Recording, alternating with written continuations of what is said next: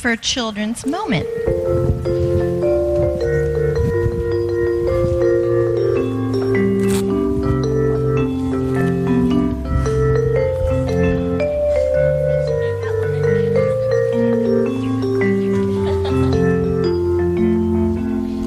right. Hey. I wanted to thank you for meeting me in a new place this morning. And did you recognize that song that was playing while you were getting to me? Did you guys recognize that? I don't think so. Grown up children, did you recognize that song? It's beautiful. That was a new song. So, my kiddos here, I wanted to talk to you today about feelings. And the man who sang the song that you just heard was a wonderful man. His name is Fred Rogers. He used to have a television program called Mr. Rogers' Neighborhood when I was little. He was what we call an advocate for all children. He taught children that it was important and okay to have and explain their feelings to grown-ups. He created a safe space for children to feel while they watched him on television. And that was really important because some children didn't go to church and they didn't have a connection to God or have grown-ups in their lives that they could trust. So do you guys know what emojis are? Yeah. No? Lydia, I'll show you. I bet you do. One newer way in the last 15 years, really, I think, that children and people sometimes used to show their feelings when they communicate is with emojis. Emojis are digital pictures that express feelings or emotion. I want to show you some emojis that I made, okay?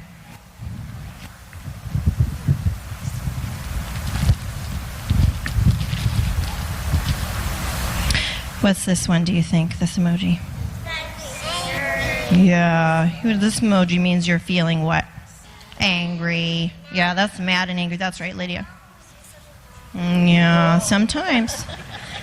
What about this emoji?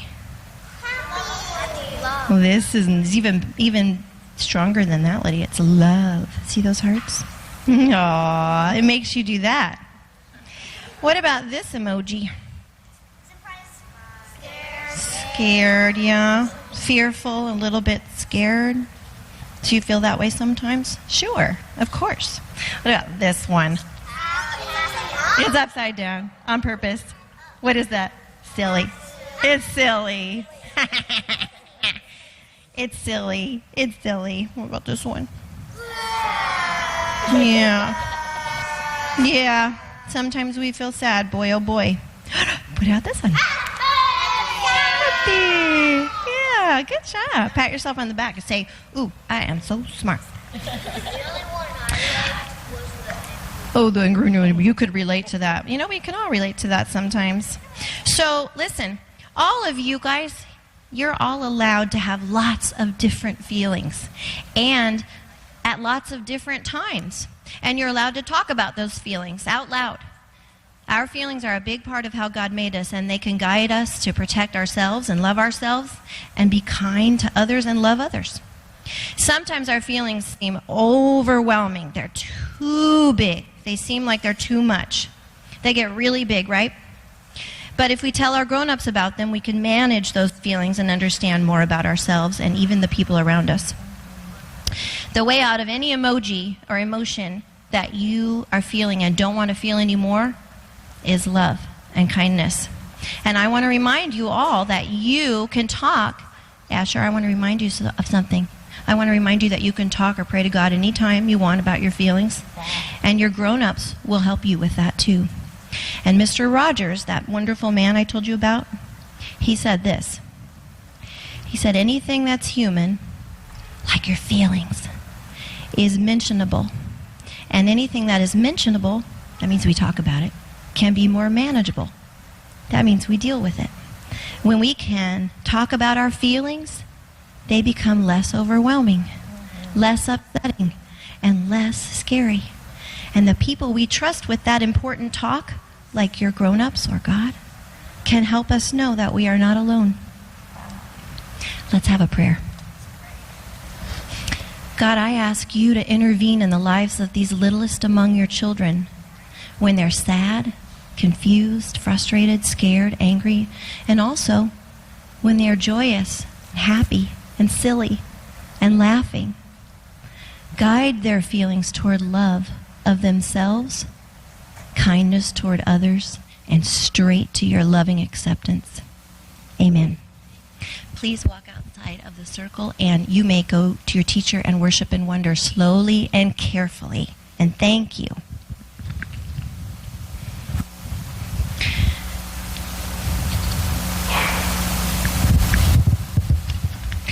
Okay, you may have noticed on your bulletin that rather than just saying Children's Moment, we also we called it a Children of God section today. Instead of just a children's moment time. When we planned the worship service, we joked that this next part was Missy's mental moment. But I am not a credentialed expert on mental health. I am an astute and attuned observer of mental health in the youth of my local community. And for the last several years, God has been using me to listen to many of them. Most of them don't have someone to listen. Or the listeners, for a multitude of reasons, are unable to hear and understand, and therefore unable to take any action to help. I have noticed an unprecedented rise in mental health issues among the youth with which I teach and am engaged.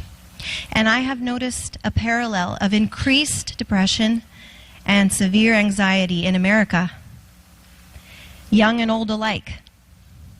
I know that this has affected me, and I'm sure that it has affected you.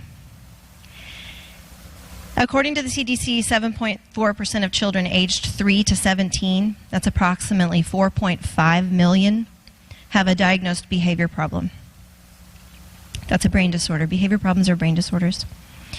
7.1% of children aged 3 to 17 years, is approximately 4.4 million, have diagnosed anxiety. And another 1.9 million have diagnosed depression. We disciples of Christ, we vowed to help our children. We made it a promise. We promised not just to the children of our church, but to all children. We are all children of God, no matter what ethnicity, what gender, what religion, what political beliefs, what part of the country we live in, what financial status. We are all one race. We are all human.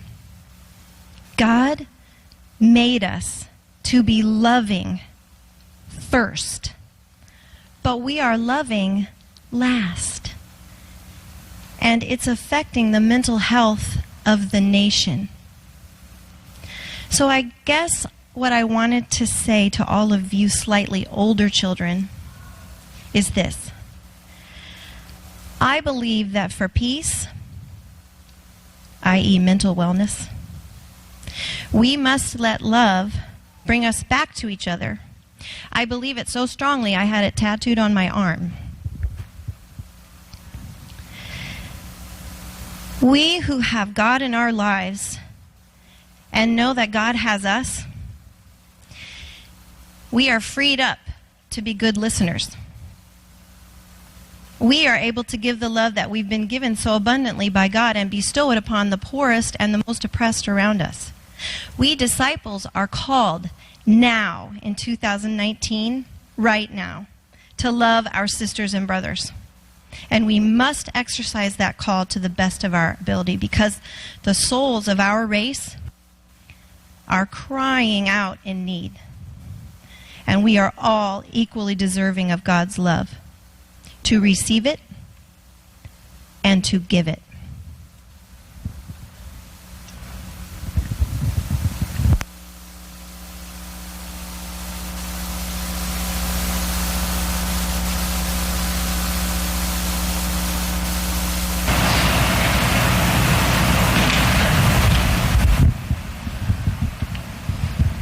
That wasn't the best handoff.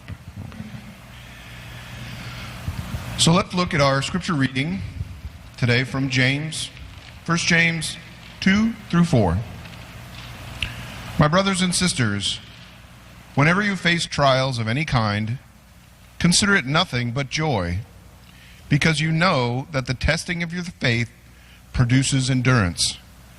And let endurance have its full effect, so that you may be mature and complete, lacking in nothing. Here ends our reading. Now we'll have James.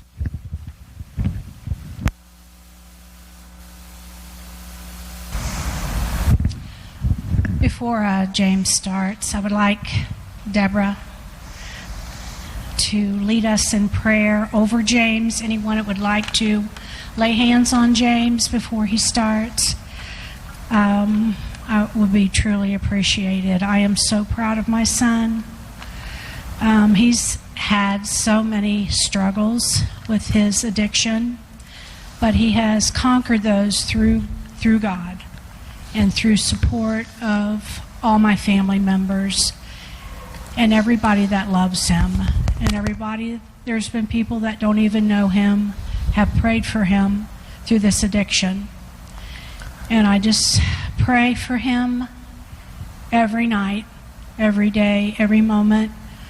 We should pray unceasingly for our children that they are healed, because we all have our issues and we all have our problems.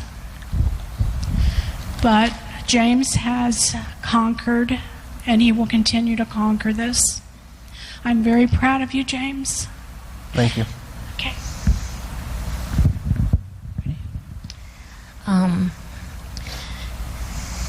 Dads are wonderful. I'm going to preface that. But there's the power of a praying mom. And Leanne's been a praying mom. That's how I had connected with her, as she has been journeying with me as I've been praying for my child. And so I would just invite you to lift your hands toward James, if you are so led, in just this brief prayer, to join this family that has surrounded James on this journey that he's still on. Because any of you that have battled something know that the journey doesn't stop. When you stop, it continues. Day in, day out, he walks. And we support him and we surround him. God, we just thank you for this man of God. We thank you for what you have done in him, with him, and through him. We thank you for the hard times when you spoke to him your still small voice, that you were with him. Days when he could not hear you, and days when he heard you and said yes. I say no. Father, we thank you for pulling him out from the darkness and the despair and putting him in a path of light. I thank you for the family and the friends that stood with him when he could not stand for himself, that stood in the gap.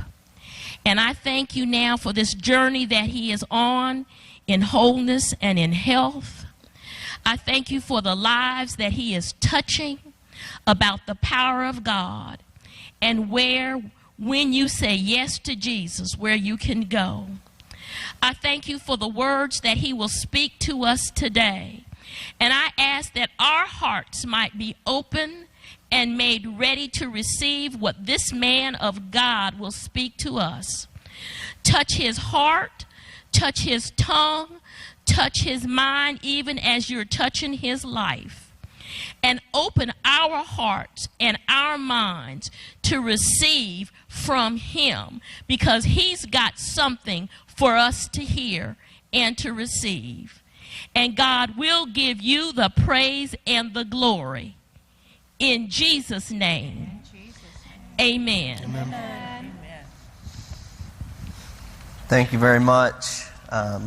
Thank you for allowing me to be here today in front of you guys to just share what I have been through in my life and pretty much how I got to where I'm at now. And that's kind of where that scripture stems from for me.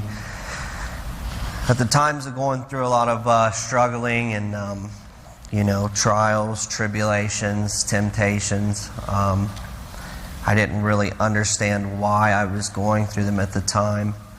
But I feel like God has done that to help me spread, I guess, my knowledge or wisdom of those, struggles going through in life. I'll just start from the beginning. So when I was a young boy, from the time I was born till I was 5, I was considered, I guess a problem child. I wasn't very well at listening or taking instruction. I always wanted to be the center of attention, and I had to be put on a leash because I would run off and disappear on my family. I was put on a medication at the time of 5 or 6 years old. I was put on an amphetamine medication for ADHD. They hadn't done a lot of research on that medication at the time, but it's pretty much putting somebody on a prescription amphetamine. And I feel like a lot of my addiction stems from that. I did need some sort of, structure or medication at the time because I was uncontrollable. So, started off, I had trouble in school. It was hard for me to pick up and learn. I had to be, kind of sit down and actually spoke to eye to eye. It was hard for me to grab a hold and pay attention. So I started getting tutored in school. I got in trouble at school, elementary school. Didn't really make really good grades because I was too busy messing around.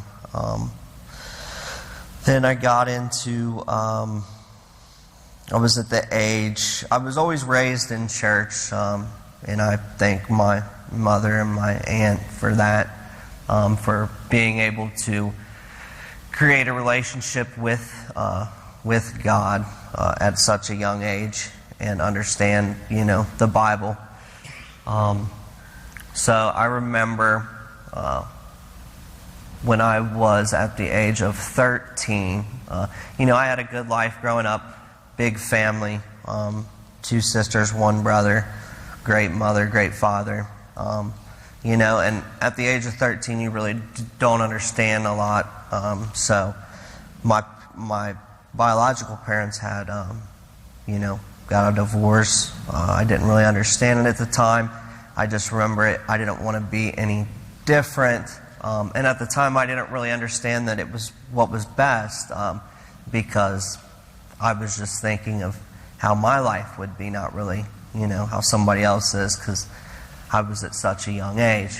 But I remember my sister pulling me into a room and telling me, and it had a big effect on me because I had to readjust to, the certain lifestyle back and forth between both parents. So I feel like some of my problems may have stemmed from that, wanting to be kind of rebellious. So after 13, I had got into middle school, 8th grade. That's probably around the time that I had started experimenting with, marijuana, alcohol. I remember my first drink of alcohol. I was probably 13 and had really just binge drank, and my mom didn't even know that I had done it. I had told her it had something to do with the medication I was on at the time. So I was pretty good at hiding stuff at a young age. Then I had started meeting my friends that I grew up with in that middle school time. One of my friends was a kid by the name of Mark Hibbard, and a few others. You'll know why I kind of bring him up here in a minute. But, we kind of stuck together. We would fight, we liked to party. Any lunch money we got was going towards the marijuana for that day. We just enjoyed that lifestyle. We enjoyed the rush of, I guess, being rebellious. The drinking and the experimenting went all through middle school into high school. That's when I kind of started selling a little bit of marijuana. And the partying had gotten out of control. And this is kind of a reason probably why it did. So before my senior year, we were out kind of by where I live, towards Hamilton, 7 Mile, and we would go to this place. Me and a huge group of friends would go to a place, and you had to cross over these railroad tracks to get to it. We would get alcohol and go out there and party. Well, my friend Mark that I grew up with, we were out there. And, we were drinking all night partying. Well, he had crossed over the tracks, and, we always messed around. We lived on the edge. That's why I'm thankful for life today. But, he decided that playing chicken with a train was a good idea. And I'll never forget that night. He was right in front of me. He was killed instantly and decapitated right in front of me. And I was sitting there, had to, try to hold him. And God had watched over me that night. I was still in disbelief when I had seen that, until I had seen the actual news story on the news that morning. That was very tough to deal with. I remember I didn't even want to get out of my mom's bed for at least a week or something. I was just shook from what I had seen, I guess. So my friends, it brought us really close together. And I feel like when you're in something like that, you have a lot of close calls with death. Like, I could have just pictured us being really close and nothing happening, and been like, oh man, that was crazy, that was fun, and never gave it a second thought. That just goes to show you can lose your life like that. So, that really bothered me a lot. It was very hard to deal with. It's a little bit easier for me to talk about that today. It's been 13 years. So after that, the partying continued. I did graduate high school, with the help from teachers, and I really just got by in school. I didn't really try. So went to college for all the wrong reasons. I went to party, get out of my parents' house, and moved to Clifton. And I wasn't really interested in school. I was just interested in having a house and being able to, throw parties, whatever. I was living down there. I was actually going to school for criminal justice, and my life went the complete opposite direction from criminal justice. So I caught a charge, DUI, 19, was stubborn, wouldn't blow. They took me to jail. I remember having to call my dad that same evening, and he had to come, bond me out. So that was kind of, I was able to stay straight during that time. They had put me on probation, the blower in the car. I moved back home with my father, but I still continued to, do what I did. I think I had just stopped, experimenting with drugs at the time and just drank, really. So Probably around, let's see here, 21 now. I had a decent job working at UPS since I was 18. I had actually just started working in a tattoo studio, completed an apprenticeship. Life wasn't too hard then. It wasn't really out of control.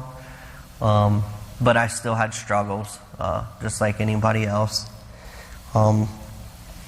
So around 21 was the first time I had got introduced to heroin. And I remember a friend of mine that I had been close with since we were young had started to experiment with it. So, me being experimental, I had injected heroin for the first time at the age of 21. And I was pretty strong-headed then. I actually really wasn't a big fan of it. And didn't even touch it for actually a really long time. But I'll never forget that, time and me saying, like, I'll never be, one of those people that, gets strung out, I guess, on heroin. So around that time, I had started going to a lot of concerts, and I could see the amount of money that could be made at these concerts, selling illegal substances. So I figured, why not make extra money? That's when I had started doing a lot of, I guess, illegal activity. I went from selling weed to growing weed to seeing, how much, I guess, LSD could make, to be able to travel and live, the lifestyle I wanted to live. So I had, sold drugs for up until about 25. I got introduced to more harder stuff to kind of sell, and that's where kind of my opiate addiction, was my drug of choice, was opiates, was kind of where that all had stemmed from. So around 25, I got introduced to powdered cocaine and a drug called roxycodone, which is an opiate. The 30 milligrams, the strongest you can get on from the government, I'd say. So I had started selling those, never did them. And one bad day I said, well, people seem to like these things. I got a bunch of them, so why not try them? And after that is when my life completely becomes unmanageable. And it's I was pretty good at hiding it, but man, I just remember how that certain drug, like, actually it sucks you in, man, and it totally makes you a different person. It consumes all your time, all your thoughts, until you get that high, until you put that drug in you. Then you're all right. So you're not worried about anything else until you get that drug inside of you. I was able to manage and sell for a little bit. Well, 25 into 26, I got to the point where I was clearly out of control. I got arrested in Chicago with 2 ounces of cocaine. That's a pretty hefty amount, separate bags, a few opiates, and Xanax. Well, I got locked up in Cook County, which is a pretty rough jail, one of the roughest in the nations, they say. Bonded out, of course, and pretty much just went right back at it. I remember after that, I was like, man, my life's over. I still had my job at UPS. They were pretty lenient with me traveling, and I could have any time off I wanted, so it wasn't really a big deal. If I caught a case and had a felony, they still would have let me moved up in that company. Well, I had went back out there, and God had really spared me, I was looking at, I could have went to prison for the amount that I'd had on me. But God had blessed me, and a significant amount of those drugs disappeared for some reason. And the whole charge was completely thrown out. I didn't have to do anything. They just said, we don't want to see you back in Chicago. And that was good enough for me. So I haven't been back since. After that, I remember I was pretty reckless and careless. For instance, I remember flying to Colorado with a bag full of drugs and didn't even bother me. I was totally numb and blind to anything.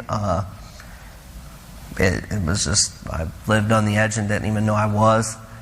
You know, you catch a charge on a plane, that's a federal case, so it's kind of a wrap. Shortly after that, I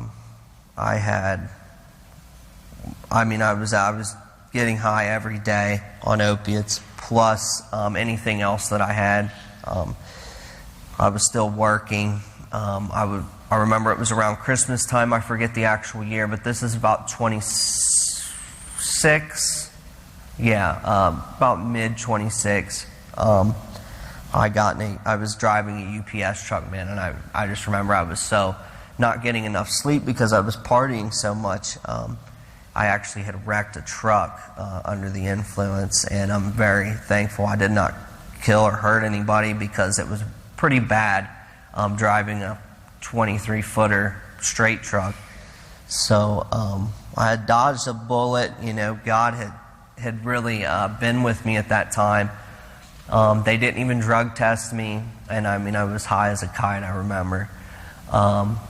They didn't, my story was all over the place, like it didn't make sense at all, and I don't even know why. Maybe because I showed up and I worked, I don't know. That they did not drug test me. They actually gave me my job back in the warehouse. That lasted for about a year. Then a person, and I was always in there under the influence, you know, people knew, a lot of people in there would use, but one of the guys that didn't like me, I'd actually changed to a different sort and working like night sort, and one of the guys, supervisors, had caught me high and nodding out on the job, filmed me, and then they hit me with a drug test, which I failed. And then offered me help to get my job back, which I went to like a drug and alcohol assessment where they assess you to see, you know, if you need counseling or rehab, which I completely lied at. I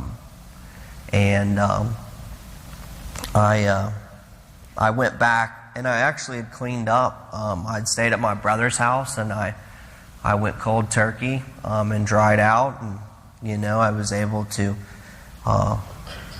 you know, possibly get my job back. Well, I'd went out and gotten into, I think I smoked, and I think I had done some opiates, and sure enough, go back, they give me my job back. I go back to do a drug test, and all I had to do was pass.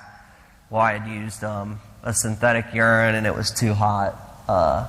So they knew I was trying to bluff my way back in to the company, and I lost that whole career. That was 8 years of my life that I invested in that one company, and after that it was just like, I don't even know what I'm going to do now, because, you know, you kind of try to make a plan where you can be stable later on in life, and that was my plan. But little did I know, going back to the verse, that was actually going to become a blessing, me losing that job. I had, let's see here. So I lost my job, and then that is whenever the pills, you know, I needed them or else I was sick. So, like, in order to get up and function, I had to have a drug every day. Throughout the day to be able to function. And that's how opiates are. if you know anybody that has experimented with them, then you kind of get where I'm coming from. But that had lasted a little bit to where I seen that the pills weren't really doing the trick, and they were burning my money up quick. So I had switched to heroin after that, and that's about the time that the fentanyl was coming out. And so this is about 27. And I had done it for about a year till I was just like, man, I'm done. I don't know what to do. I was burning through all of my money. I had stolen from my mom, and I had, used a lot of my family members to get money just to get my fix every day. That's all I was worried about. I didn't care about anything else at all.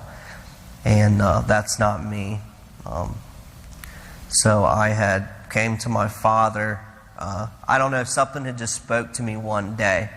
And I was driving to work, and I pulled my car over, and I just remember something had came over me where I was like, I just need to come out about this. And I broke down, and I remember I hadn't cried in such a long time because you're so numb from being on drugs that you don't really feel.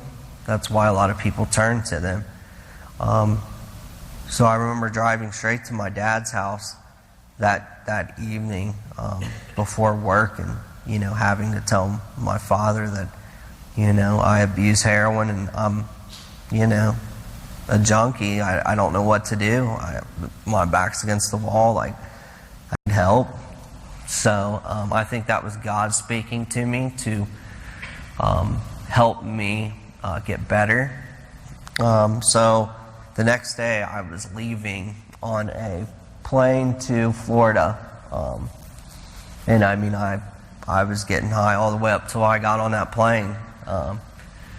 And I flew to Florida for 30 days, missed Christmas that year, missed my niece that's here today being born, but I had to get right.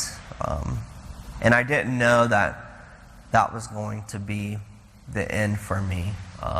So I got back. I was clean for probably, 40, 50 days. Thought that I could go back out and get high once or twice, and I clearly couldn't. So got high for 10 days. Then I actually got in what they call a Suboxone clinic, which is basically a Band-Aid on your addiction. You're not getting clean. You're just prolonging it, so to speak. You're substituting one substance for another. It's just you have a prescription for it, and you can actually manage your life, I guess, on it. So I had got introduced to Suboxone, and I had to do classes and stuff with that. During that time, I jumped from job to job, but I mostly just went back to selling drugs. That's what I knew. That's how I knew to make quick money. And then, just doing little side jobs. That had lasted up until July of 2018. And this is kind of where my story takes a different direction. So I was very heavy on a drug called Xanax, which you can die from the withdrawals of that, along with alcohol. But I was out of control. I caught 2 charges back to back in 2 different counties. I caught a domestic violence, and then a week later I was in Warren County with a possession charge. I was stopped with 60 pills and a decent amount of cocaine. And I just remember getting pulled over, and I didn't really care. I actually had got pulled over with fictitious tags. I I mean, I was just reckless, careless, and they had found it, and I remember them putting me in the back of that police car, man, and I was just like, I remember, you know, when you go through something traumatic, you usually cry out to God, and I remember crying out to God and asking Him why, like, why me, you know, and I didn't know. He wasn't going to answer that then and there, but today I know that answer as to why everything happened the way it did, just like that verse talks about, you know, consider it joy when you face struggles. So I went to jail. I got OR'd the next day. My bond was $30,000, pretty hefty bond. I guess I got very lucky for what I had got caught with. You know, I'm still doing my probation, which I'm actually about to complete for that. But when I was in court, they had sentenced me to a program up at Blevins. It's like a program called CCC. It's pretty much just like a level 1 prison, and you get drug classes. They wanted me to do 6 to 8 months there, based on progression.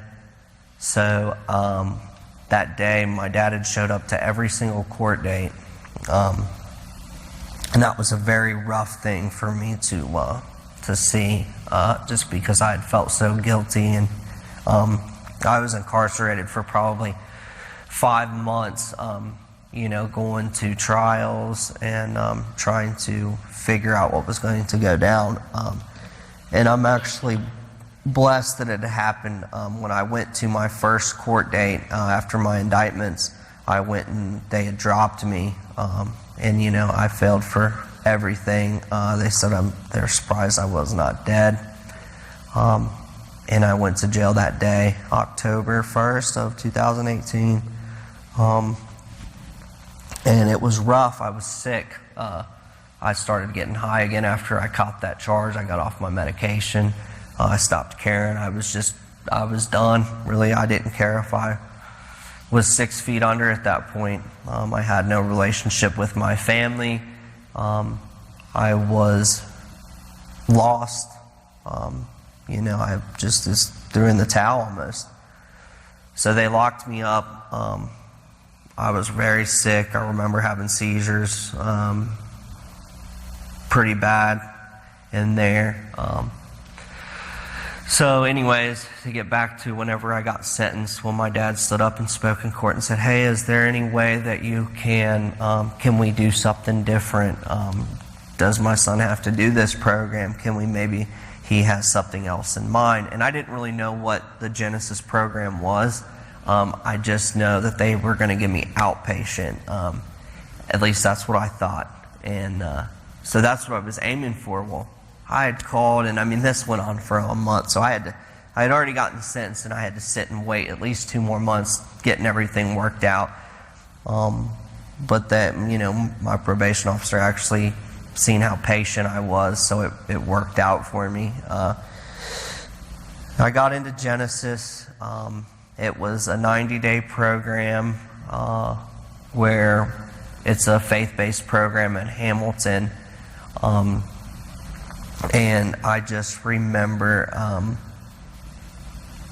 I had picked that, and I had to sit and wait, and I was just super anxious, like, man, I'm ready to go.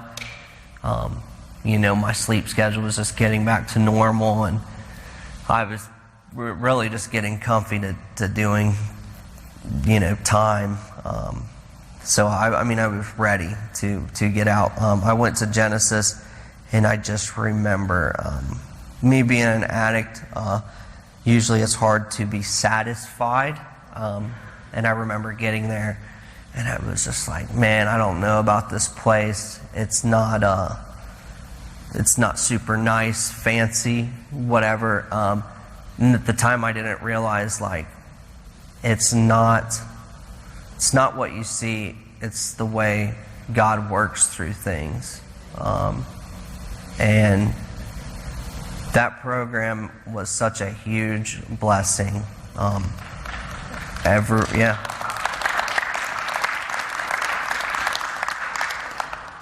Everybody I had met in there, as far as counselors go, has been to prison or has went through some sort of struggle. They are all, men of God, just super welcoming. They never really look at you differently, and they didn't really come off as like a teacher. That program had changed my life. So the first 30 days, you're pretty much on, I guess, like a lockdown. You can't really see your family, nothing like that. But I remember the first time my family was actually able to come visit me. Man, it was awesome to actually, when you miss somebody so much, and it had been so long since, I'd gotten a hug from my family or anything, and you start, when you're confined and you don't get, that it really affects you, I feel like, when you've had that your whole life. So after the first 30 days, I got into a program there at Genesis called Jobs Plus, and that's where I had met. It's a program that is ran through a thing called City Gospel Mission, and this, I didn't know it at the time. There's so much going on in your head when you're cleaning up and you're getting your life back on track. You don't really know what you're going to do or what life's going to be like when you get out. So that program kind of helps give you structure. It gives you a plan. It helps you set up a day to where you're going to succeed. Like, hey, I need to do this. I need to do this. So I had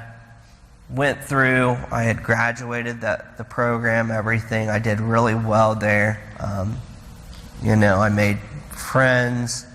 I became really close with the counselors there. I decided to go to a sober living after that to kind of continue, and I didn't really want to go back to one of my parents' houses. I'm 31 years old, I didn't want to go back to a comfort. I wanted to be uncomfortable to get comfortable again. I didn't want to do it, but I did it, and it was a blessing. It's taught me how to be able to take care of priorities that needs to be taken care of that I always didn't really care about when I was in active addiction. So when I got down to sober living, I stayed in contact with the people from Jobs Plus. I went down and actually met their vice president, and I told them, hey, I feel like working a 9 to 5, going in every day, clocking in, just kind of makes you almost like a machine, at doing repetitive things every day. And you can make an honest living doing that. The way my mind works is I'll do it, but I don't enjoy it. So I was like, I'm clean. I've got a while under my belt, so I'm going to try to be picky about where I work. So they actually ended up getting me an apprenticeship into a place called Car Star to be an auto body technician. Yeah. And it was a huge blessing because my family, my dad, my brother, all big car guys, my stepfather, racism, and it's just funny how I guess God worked. I always wanted to be part of something like that, but I was too busy ripping and running and making bad decisions that I never applied myself. So this has actually gave me the opportunity to be part of something with my stepfather, my father, my brother, and I never thought that would happen. And it's just awesome how I fell into cars, and I actually really enjoy it. My whole family's Ford guys. I personally enjoy working on Hondas. So I don't know where that's going to go, but I'm starting to get into certain cars, and I'm trying to accomplish some goals like saving up to be able to have one. Go to car shows and things like that. So I'm hoping by when the time it warms up that I'm able to have something like that. I've totally excelled being in this industry. I had job offers starting out at places $18, $19 an hour, and I turned them away to go to this place and start off at $11 an hour because it showed me a little bit of humility, and I didn't need a ton of money right off rip getting out. It taught me to be able to actually work for something, appreciate something, and I remember I started off at 11, then 30 days they gave me a $1 raise, then they came back, and I was supposed to get another $1 raise. Well, he gave me a $4 raise because of, being honest, and I had never went into an interview, and actually the lady from Jobs Plus, her name's Carol Postema, had actually interviewed with me, and it was odd to go into a interview and be completely open and honest about my life and my lifestyle, and them hire me and not even drug test me. I was kind of blown away by that. And actually, the vice president was looking over my resume and seeing, I'd worked in a tattoo shop for a long time. If you couldn't see, but I have, a decent amount of tattoos.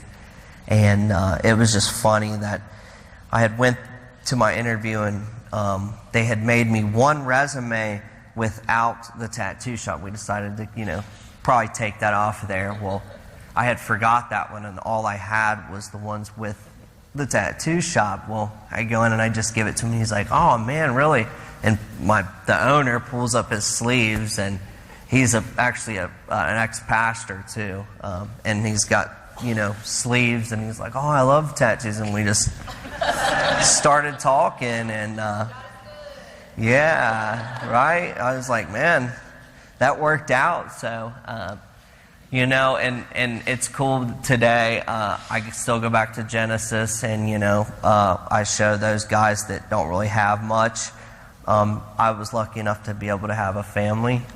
Some of those guys don't, and some of them come in with nothing, and I mean straight off of the streets. So, I had lost everything too, and I walked away from a lot. Which was very hard coming from a materialistic lifestyle. But it's all been beneficial, and it's taught me a lot of patience. It'll come, but it won't come overnight. So, I don't know. Genesis was a great program. Jobs Plus is a great place if you know anybody that is struggling. I highly recommend that. My family has contact info. I do as well. Like I said, if you know anybody, just get with them. It's a great place. So I just want to thank you guys for allowing me to come here. Thank you, my family, for being here. Thank you, Debbie and Pastor Troy, for letting me come here and share my testimony.